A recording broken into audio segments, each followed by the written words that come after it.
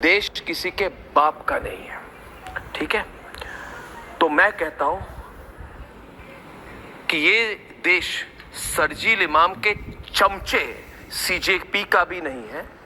मैं ये भी कहता हूं कि गजवाए हिंद के उमर खलीद जी के चमचे अभिजीत डिपके का भी नहीं है।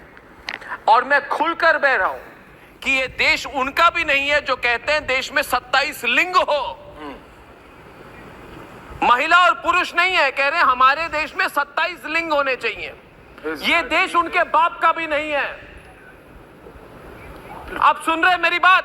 ये देश उनके बाप का भी नहीं है जो कह रहे हैं आज कि ये प्रोटेस्ट चलती रहेगी जब तक मैं इशारा ना करूं। ये देश वो अमेरिका के बाप का भी नहीं है। वो अमेरिकी पूंजीपति जो अमेरिका में बोल के कहता है कि मुझे हिंसा फैलानी है, मुझे बिटचैट करवानी है, ये देश उनके बाप का भी नहीं है। ये रिपब्लिक भारत के स्टूडियो से सुन लीजिए कि सुनियोजित तरीके से आपने हिंसा फैलाने की कोशिश की, आप एक्साइट हो गए कि और हिंसा फैलाएंगे। देखिए, जितने इधर हिंदुत्व में विश्वास करने वाले राष्ट्रवादी लोग हैं, हिंदुत्व में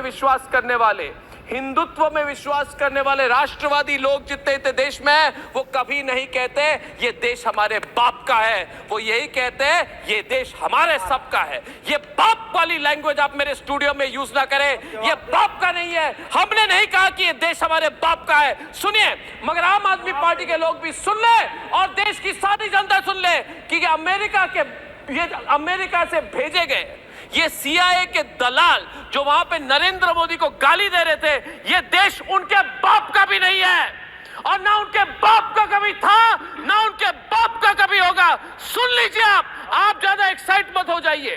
ये बाप वाली लैंग्वेज मेरे स्टूडियो में नहीं चलती है। ये राष्ट्रवादी नेटवर्क है, ये सब आप तक वाले को बोलिए।